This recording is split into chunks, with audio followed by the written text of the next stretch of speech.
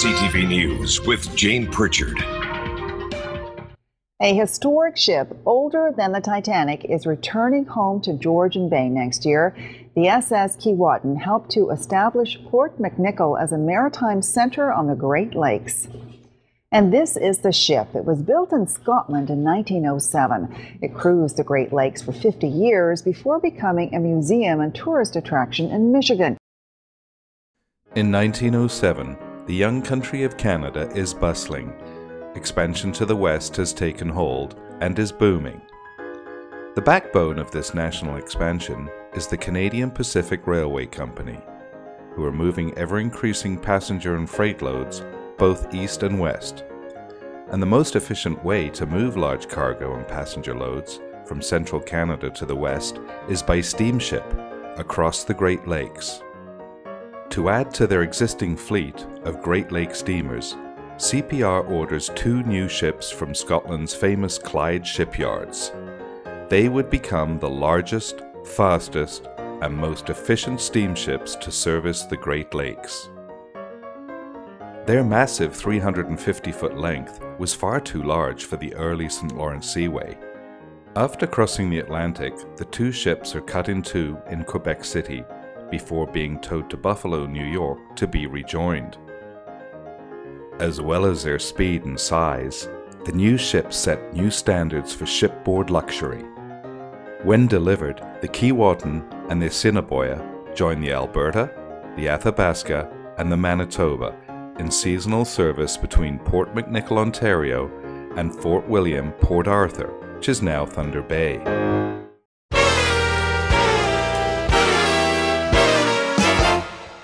The new ships were an instant success. More cargo space means more revenue, and the new level of luxury also means full passenger lists. The 2 sister ships immediately become the jewels in the CPR crown, the height of stylish travel in the romantic age of steam. 4 years later, another famously stylish steamship would enter service. The Titanic shared many design features with the Keewatin and the Assiniboia. The grand staircase, the hand-painted Italian glass, and the luxurious dining room. Below decks could be found the same Scotch boilers and state-of-the-art quadruple expansion steam engines.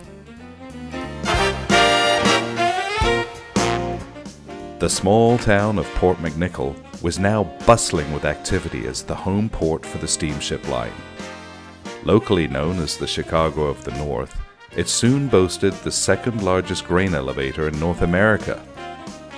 The post-war boom brought with it a huge demand for luxury travel.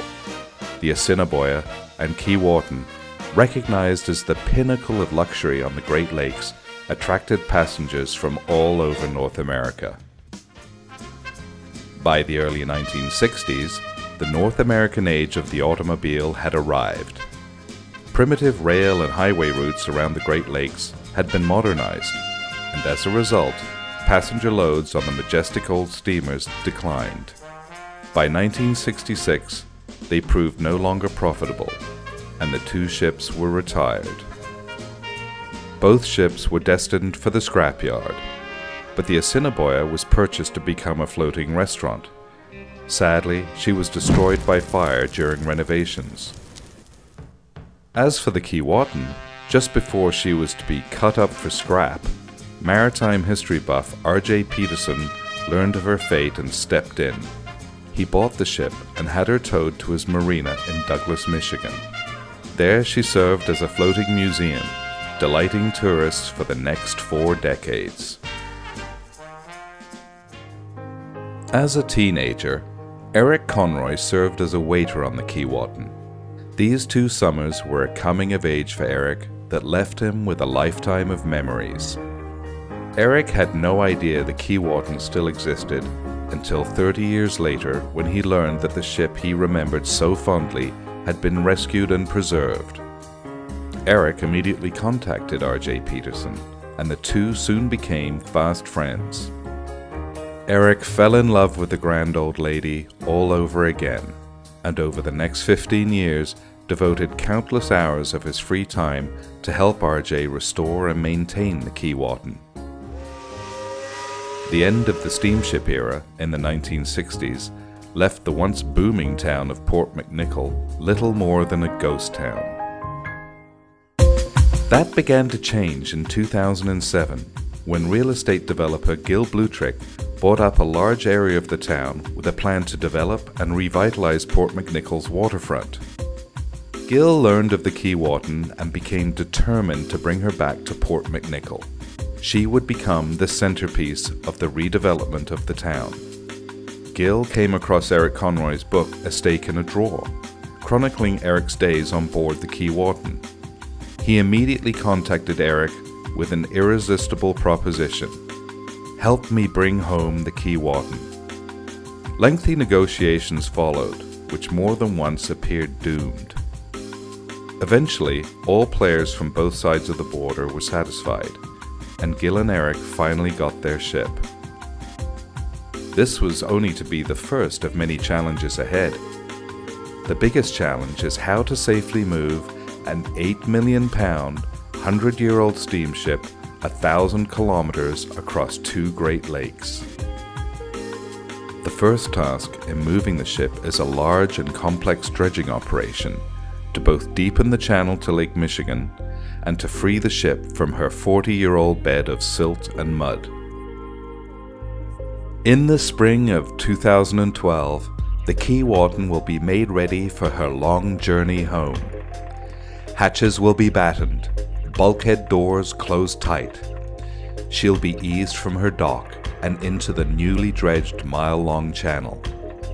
Then, over the next 4 days, she'll be carefully towed back to her new berth at the southern tip of Georgian Bay.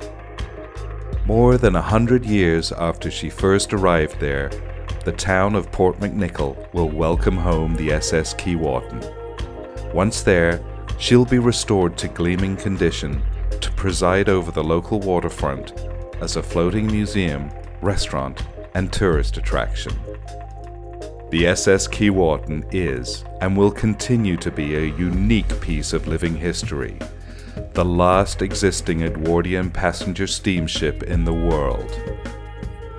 Her passageways echo with the voices of the people who made Canada what it is today. Her homecoming is something that every Canadian can be proud of, and she will serve as an inspiration for generations to come.